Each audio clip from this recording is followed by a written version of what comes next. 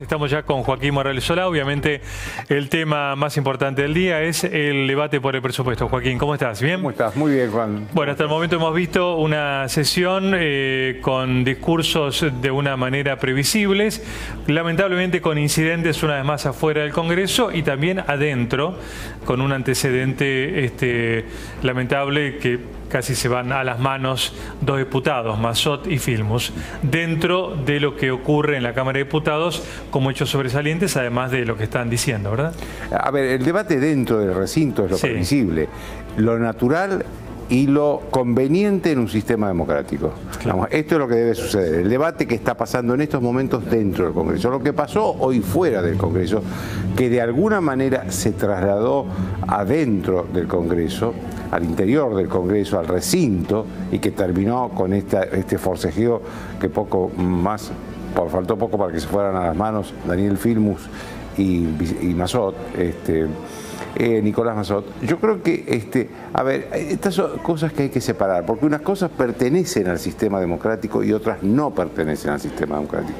No puede ser que la oposición expresada por la izquierda y por el kirchnerismo haya tomado como norma que cada vez que se trata una ley importante para el gobierno, claro, haya disturbios afuera de una magnitud enorme. No llegaron hoy a tener la magnitud de diciembre de 2017, perdón, pero sí estuvieron cerca, porque más o menos los procedimientos eran lo mismo: tirarle a la policía piedras, palos, provocar a la policía de tal manera que la policía reaccione.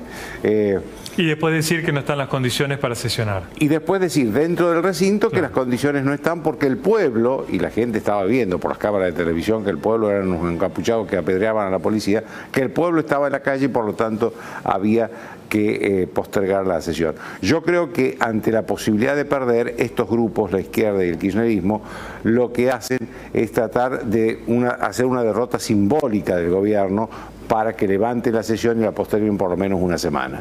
Esto no ha pasado hoy, no se ha llegado a eso, pero me parece que ese método es antidemocrático. Ese método es antidemocrático. Y yo creo que a la izquierda argentina y al kirchnerismo le cuesta entender las normas de la democracia. ¿Qué significa en esencia que se debe acordar aún el desacuerdo? Y si no están de acuerdo, bueno, acordemos cómo vamos a vivir en el desacuerdo. Pero no se puede tener esta actitud de salvajismo en el espacio público. No podemos convertir al Congreso, a la zona del Congreso, en un campo de batalla permanente. En esa zona vive gente. Hay comerciantes que viven de su trabajo. Hay gente que trabaja en esa zona y que no puede llegar a su trabajo. Entonces, todos estos supuestos luchadores sociales, cuando llegan y hacen estas cosas en la zona del Congreso, están afectando a mucha gente. Y la verdad que, digamos, más allá de que el presupuesto es un presupuesto de ajuste, pero es un presupuesto de ajuste más que nada por los ingresos que por los egresos. Esto es, están siendo mucho más ajustados los productores rurales, que van a tener que pagar retenciones más altas que las que preveían, los exportadores que van a tener que pagar impuestos mucho más altos que los que preveían. Bienes personales para todos también. Claro, bienes personales para todos. Que lo que es el gasto social, de hecho el gasto social no solo no se ha tocado, sino que se ha aumentado. Por eso yo me pregunto qué hacían ahí las organizaciones sociales, por quién estaban reclamando. Si a ellos casi no se les corta, no se les corta ninguno de los planes que están recibiendo en este momento. Pero eso es de siempre, desde que empezó el gobierno anterior, bueno, y más con que aumentó las partidas. Sin embargo, la actitud es de confrontación. Yo creo que es más con este gobierno que con el anterior. Con el anterior había manifestaciones, pero eran pacíficas. Con este son más violentos. Creo que hay una disidencia ideológica muy profunda con Macri, y creo que hay una aversión a la persona del presidente también por parte de esta izquierda y del kirchnerismo. El kirchnerismo tiene otras razones, además de la ideológica. El kirchnerismo cree que la presencia de Macri en la presidencia de la Nación condena a Cristina Kirchner a la prisión. es un error garrafal para cualquiera que conoce la justicia. La justicia se está manejando absolutamente sin importarle qué piensa el presidente ni el gobierno. Pero el kirchnerismo, al contrario, ¿de qué se lo acusa? ¿De qué lo acusa el peronismo democrático, racional al gobierno? De que está protegiendo a Cristina Kirchner para que sea candidata el año que viene, claro, con Macri. Ahora, ¿qué piensa el kirchnerismo y Cristina Kirchner? Que es Macri el que la persigue para meterla presa. Y que una vez sacado Macri de la escena, de la presidencia, entonces van a resolver todos sus problemas por un hecho mágico. Esto no es así, y yo creo que todo esto persigue el objetivo final de que el presidente se vaya antes de tiempo, antes de que termine su mandato. De hecho, La Nación publicó hace 2 días un reportaje a 3 líderes piqueteros, uno de ellos, Juan Carlos Alderete, de la corriente clasista y combativa, viejo dirigente de las organizaciones sociales, un hombre que estuvo en la calle luchando en el 2001. Es uno de los pocos dirigentes que ya en el 2001 luchaba por los desposeídos, porque digamos ellos, los movimientos sociales, luchan por los que no tienen sindicato, por los que no tienen trabajo. Pero en ese reportaje de La Nación él dice que Macri se va a adelantar elecciones, es decir, se va a ir antes de tiempo. Por supuesto que aclara, no va a ser por la gente, claro, sino por las políticas de Macri. Sí.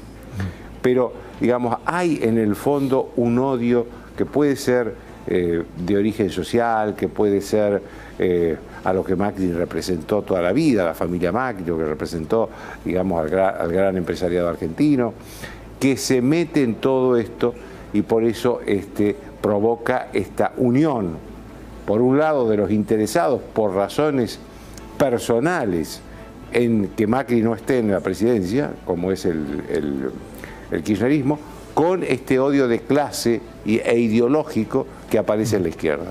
Todo esto se junta, por supuesto, en las elecciones no les va bien, sobre todo a la izquierda, al kirchnerismo le va mejor, pero pierde.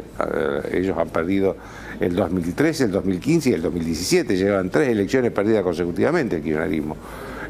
Pero quieren convertir esas derrotas en victorias con trampas en el Congreso. Como vuelvo a decirte, el objetivo no es ya ganar la votación en el Congreso, porque saben que la van a perder, sí, y que el presupuesto va a ser aprobado, por lo menos esta es toda la garantía que tiene el oficialismo, de que hoy a alguna hora de la madrugada va a ser aprobado.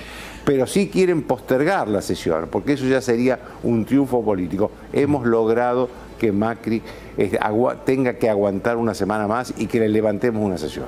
Joaquín, estamos viendo parte de los incidentes de esta tarde. Hubo 27 detenidos hasta el momento, varios heridos. Mientras esto ocurría, igual, por supuesto, no es ni comparable con lo que ocurrió en diciembre del año pasado, pero estos disturbios generaron esta...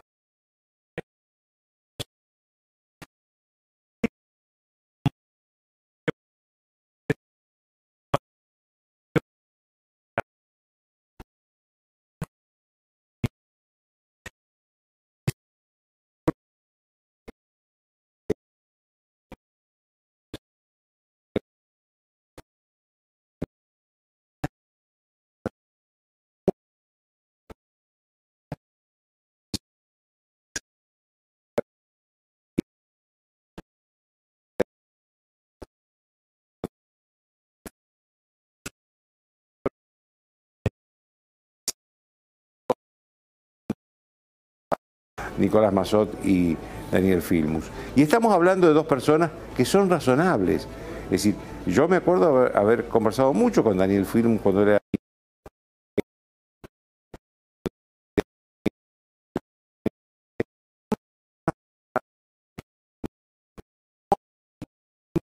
donde la democracia, en la democracia cuando no se conversa, cuando la política no se conversa, se convierte en violencia.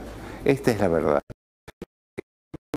No están dispuestos a conversar con el gobierno, no están dispuestos a conversar ni siquiera con el peronismo no kirchnerista, que gran parte de ese peronismo es el que está aprobando el presupuesto hoy, el peronismo no kirchnerista. Sin ese peronismo sería imposible la aprobación de hoy. Ellos no conversan, entonces, al no conversar, los hechos se convierten en violencia.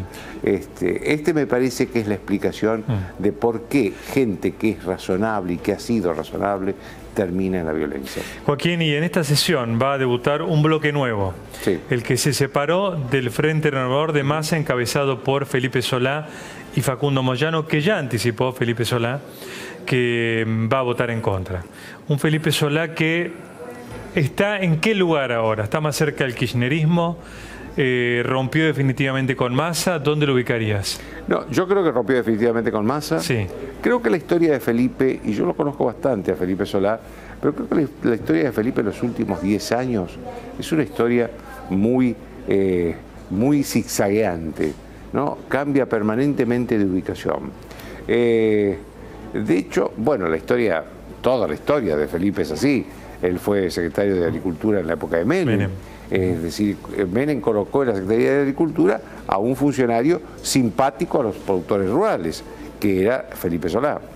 Después estuvo con Duhalde cuando fue gobernador de la provincia de Buenos Aires. Exacto. Y vicegobernador de Rucauf. Sí.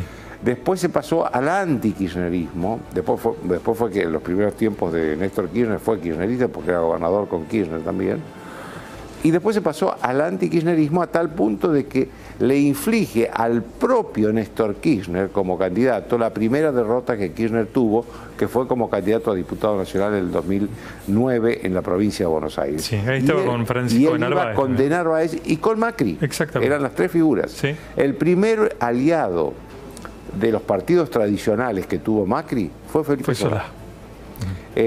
En el 2013 le vuelve a infligir una derrota, esta vez a Cristina Kirchner, aliado con Massa en la provincia de Buenos Aires. Él fue como segundo candidato a diputado nacional, el primero era Sergio Massa. De elección decisiva porque si Cristina ganaba esa elección en la provincia de Buenos Aires, iba a plantear la reelección. Y la derrota la llevó a aceptar, a resignarse a que tenía que irse en el 2015. ¿Y ahora qué apunta? Y siguió en el 2017 con Massa, porque fue el primer candidato en el 2017 a diputado nacional, y ahora se va de Massa para arrimarse a Cristina. Él que durante 10 años y en 2 elecciones clave fue quien derrotó a Cristina Kirchner, se acerca a Cristina Kirchner. Yo creo que con la intención de que Cristina Kirchner en algún momento no sea candidata, por alguna razón, ya sea judicial, ya sea personal, ya sea política, por lo que fuere, y que aparezca él como la figura de unidad del kirchnerismo y lo que es hoy el peronismo no kirchnerista, digamos, y convertirse en el candidato único del peronismo. Yo sinceramente creo que este proyecto es imposible. Creo que este proyecto es imposible porque hace pocas horas el senador Pichetto hizo declaraciones que de alguna manera expresa la opinión de la mayoría de los gobernadores peronistas. Cuando él dijo, o el kirchnerismo está en Unidad Ciudadana o está en el Partido Justicialista. No puede estar en las dos partes. Si quiere participar de las PASO, de las internas, en el Partido Justicialista, tiene que desafiliarse de Unidad Ciudadana. Si no, no puede estar. Con lo cual pone una condición imposible para el kirchnerismo.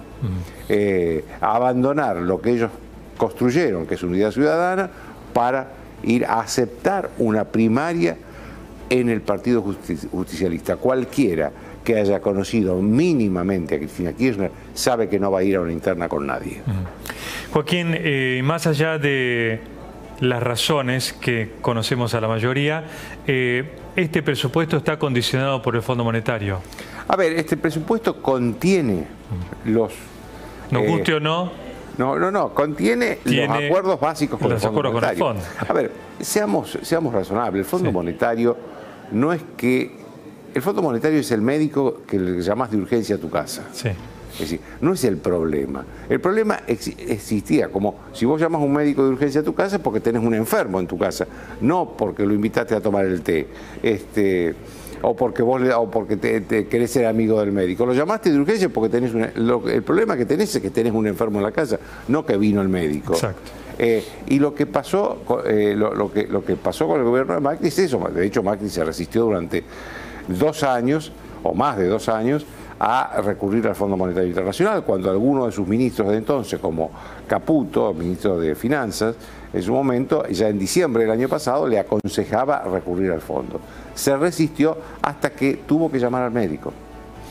Este presupuesto contiene esos acuerdos con el fondo, fundamentalmente el déficit cero para el año que viene. ¿Cómo se consigue ese déficit cero? Con un ajuste del presupuesto del gobierno federal, con un ajuste que hace mucho la provincia de Buenos Aires, es la provincia más afectada, el 50% del ajuste que hacen todas las provincias lo hace la provincia de Buenos Aires. Un 10, un 15% de ese ajuste total lo hace la capital también, que está en manos, los dos distritos están en manos de Cambiemos. Y el resto, es decir, estamos hablando de un 35, 40%, se reparte entre los 23 distritos nacionales que quedan. Eso es una parte del ajuste. Y la otra parte del ajuste es que se le cobra más impuestos a los que, digamos, a los que están contribuyentes, a los que están en mejores condiciones. En algunos casos no es así porque se aumenta la presión impositiva a los trabajadores que están en blanco, pero sí también se aumenta a los sectores que se beneficiaron con la devaluación, como son los exportadores, ya sean de granos, ya sean de productos industriales, es decir, o servicios. Ese es ahora, a todo esto debemos aceptar una cosa más allá de los incidentes de hoy, y es que hay sectores de la sociedad argentina muy vastos que la están pasando mal. La están pasando mal. Están viviendo con sueldos viejos y con tarifas que permanentemente se actualizan, con una inflación que es muy alta, es decir, la están pasando mal. Esto no cabe ninguna duda. Lo que tenemos que buscar, o la dirigencia política tiene que buscar, es una solución a esa situación, pero no con hechos de violencia de esta magnitud, porque esto lo único que hace esto es darle más votos a Macri. Ojo, claro, que la actitud de fuerza y de represión o de disolución de la violencia que toma el gobierno de Macri es lo que la sociedad pide a gritos. Ninguna sociedad en el mundo acepta el desorden que plantea la violencia callejera. Muy bien, Joaquín, muchas gracias como siempre. Gracias a vos. Nos vemos.